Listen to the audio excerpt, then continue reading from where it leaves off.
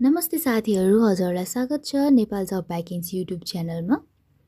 सृजनशील लघु वित्त वित्तीय संस्थान लिमिटेडमा मिति 2081 साल फागुन 21 गते विभिन्न पदमा भ्याकेन्सी खोलिएको छ।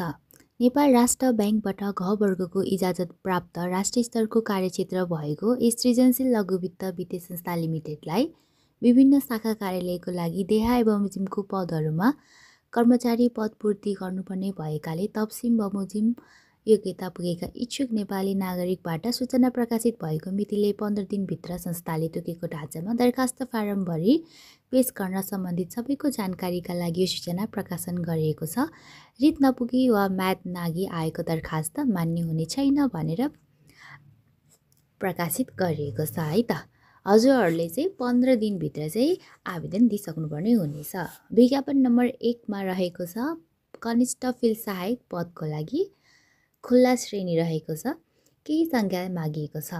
त्यसै गरी विज्ञापन नम्बर 2 मा रहेको छ पद कनिष्ठ फिल्ड सहायक यस संस्थामा कार्यरत कर्मचारी मध्येबाट खुल्ला श्रेणी सहायक आवश्यक पद सङ्ख्या केही भन्नाले चाहिँ विज्ञापन नम्बर 2 मा रहेको छ यो चाहिँ हजुरको कार्यालयभित्रकै मान्छेको लागि हो भने विज्ञापन नम्बर 1 मा चाहिँ कनिष्ठ फिल्ड सहायक प्रशिक्षार्थी खुल्ला भनेको यो चाहिँ बाहिरबाट पनि अप्लाई गर्न मिल्छ भनेर भन्न खोजेको हो है।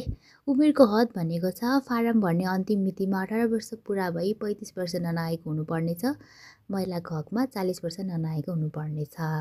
शैक्षिक योग्यता मान्यता प्राप्त शिक्षण संस्थाबाट कुनै पनि विषयमा 10+2 वा सो सरहको परीक्षा उत्तीर्ण गरेको हुनुपर्नेछ। हजुरहरूले चाहिँ कुनै पनि फिल्डबाट चाहिँ +2 क्लियर गरेको हुनुपर्नेछ। वाणिज्य अर्थशास्त्र तथा गणित विषयलाई उत्तीर्ण गरेकालाई चाहिँ प्राथमिकता दिइनेछ भनेर भनिएको छ। परीक्षाको किसिम चाहिँ लिखित, फिल्ड अवधारणा र अन्तर्वार्ता 3 प्रकारले चाहिँ एक्जाम हुनेछ है। काम गर्नुपर्ने स्थान भनेको छ संस्थाले तोकेको शाखा कार्यालयहरू। संस्थाले तोकेको शाखा कार्यालयहरूमा गएर चाहिँ काम गर्नुपर्ने हुनेछ।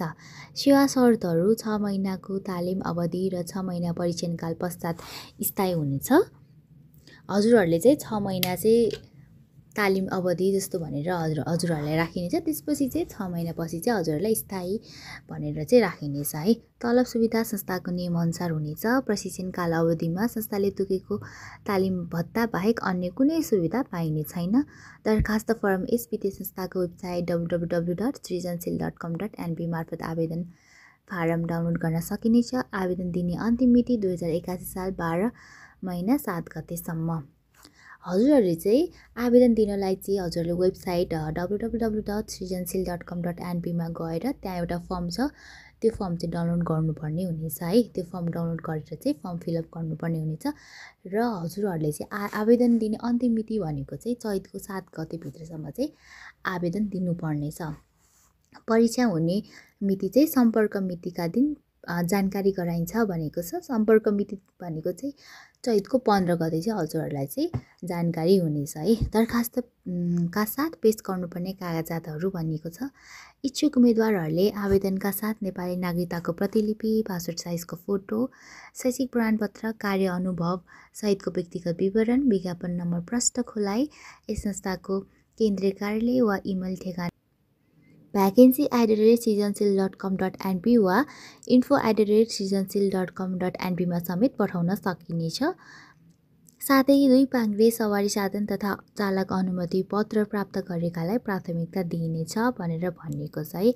हजुरहरूले चाहिँ आवेदन दिनको लागि चाहिँ हजुरहरूको नागरिकताको फोटोकपी, पासपोर्ट साइजको फोटो अनि एजुकेसन डकुमेन्ट है, +2 क्लियर भएको डकुमेन्ट, कार्य अनुभव छ भने त्यो पनि राख्नुपर्ने भयो।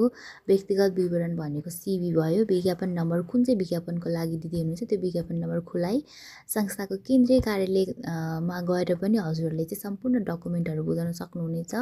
अथवा चाहिँ हजुरहरूले चाहिँ इमेल ठेगाना दिएको इमेल ठेगाना vacancy@srijanshil.com.np अथवा अर्को इमेल भनेको चाहिँ info@srijanshil.com.np मा चाहिँ हजुरहरूले चाहिँ मेल गर्न सक्नुहुनेछ भनेर भनेको छ है। हजुरहरूले चाहिँ आवेदन दिँदाखेरि चाहिँ यो डकुमेन्टको साथै अघि भनेको दरखास्त फारम पनि डाउनलोड गर्नुपर्ने हुन्छ। हजुरले त्यो दरखास्त फारम डाउनलोड गरेर फिलअप गर्नुहोला र यो भनिएको कागजातहरूसँगै चाहिँ हजुरहरूले कि कार्यालयमा गएर पेश गर्नु अथवा चाहिँ हजुरहरूले चाहिँ इमेल मार्फत चाहिँ उहाँहरूलाई इमेल गर्न सक्नुहुनेछ है त।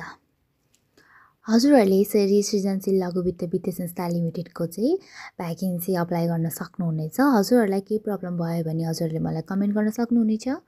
र हजुरहरूलाई मेरो भिडियो कस्तो लाग्यो, भिडियो मन परेमा लाइक, कमेन्ट, सेयर र च्यानललाई सब्सक्राइब गर्न नभुल्नुहोला। यस्तै नयाँ भ्याकेन्सी रिलेटेड भिडियोहरू म लिएर आउने नै छु। And thank you for watching.